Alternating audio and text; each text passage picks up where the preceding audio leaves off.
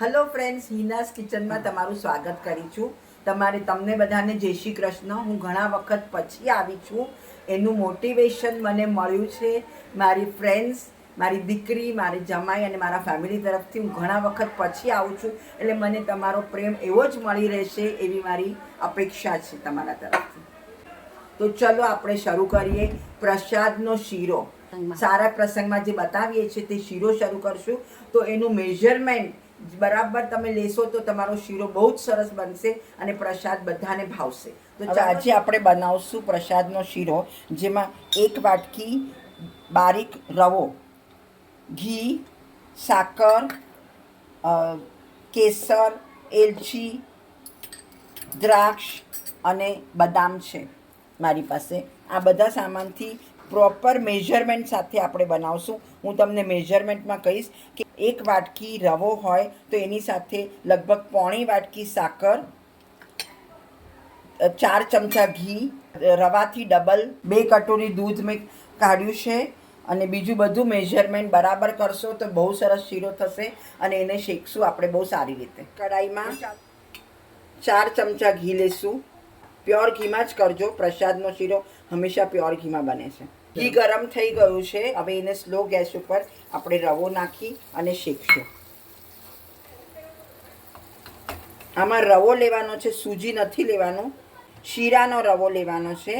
હવે મને થોડું ઘી ઓછું લાગે છે તો હજુ હું 2 ચમચા ઘી નાખીશ એની અંદર.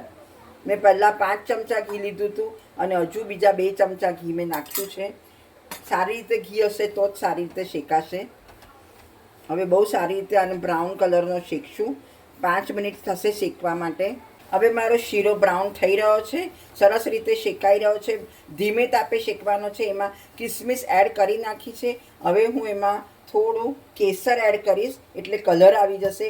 કેસરને સાકર જોડે પીસી અને એક ડબ્બીમાં રાખી દેજો તો બહુ સરસ કામ લાગશે અને કલર બી બહુ સરસ આવશે. કેસરનો ભૂક્કો કરી બ્રાઇન કરી અને સાકર જોડે પીસી અને રાખી દેવો તો એ તમને બધા જ મીઠાઈમાં કામ લાગશે. હવે અંદર કેસર નાખ્યું છે. હવે જોજો તમે કેવો કલર આવે છે. 5 મિનિટ હજુ લાગશે શેકાવા માટે. રવો શેકાઈ ગયો છે. હવે એમાં કિસમિસ ને બધું સારી રીતે અંદર શેકાઈ ગયું છે. હવે આપણે એમાં દૂધ એડ કરશું. જુઓ કેટલો બ્રાઉન થયો છે. લગભગ 8 થી 10 મિનિટ ધીમે તાપે શેકશો તો આ બ્રાઉન થઈ જશે. અને ઘી પણ હલે એટલું ઘી નાખ્યું છે. થોડું પાછળથી ઘી નાખ્યું તો લગભગ 7-8 ચમચા ટેબલ સ્પૂન ઘી ગયું છે. હવે આમાં પાણી પણ એડ કરે છે ઘણા લોકો, પણ પ્રસાદનો શીરો હંમેશા દૂધમાં બને છે. એટલે હવે હું આ શીરામાં જેટલો રવો લીધો તો 1 કટોરી તો 2 કટોરી હું દૂધ એડ કરીશ. દૂધ સારી રીતે મિક્સ કરી નાખવાનું છે રવામાં, એટલે દૂધમાં રવો સારી રીતે ફૂલી જશે. બહુ સારી રીતે મિક્સ કરી નાખવાનો અને એને થોડી વાર કૂક થવા દો. હવે એનો રંગ પણ આવશે. કેસરનો કલર આવી રહ્યો છે. તમે જોઈ શકો છો કેસરનો પણ થોડો થોડો યલો કલર આવી રહ્યો છે. બહુ સારી રીતે મિક્સ કરી નાખી અને એકદમ સૂકો થઈ જશે પછી આપણે એમાં સાકર એડ કરશું. શીરો એકદમ સૂકો થઈ ગયો છે અને કેસરનો કલર બી બહુ સરસ આવી ગયો છે. હવે એમાં 1 કટોરી આપણે જે રવો લીધો તો લગભગ પોણો કટોરી મેં સાકર લીધી છે. એ સાકર એડ કરી નાખીશું.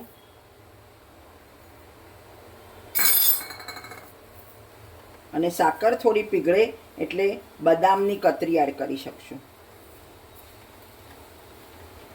હવે તમે જોઈ શકો છો કે કેટલો સરસ પીળો અને ફૂલેલો શીરો દેખાય છે, કારણ કે મેં એને કર્યો છે દૂધમાં.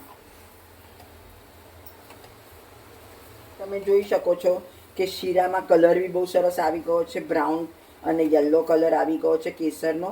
હવે આપણે એમાં બદામ અને એલચી એડ કરશું. તો બદામની મારી પાસે તૈયાર કતરી જ છે બનેલી, તો હું બદામ એડ કરીશ થોડી. અને એલચી પાવડર એલચી કરેલી છે તો એલચીનો ભૂક્કો એડ કરશું થોડો.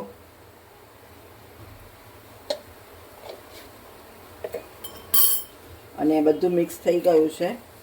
હવે મારો શીરો તૈયાર થઈ ગયો છે. તમને સુગંધ આવી શીરાની? હા આવી.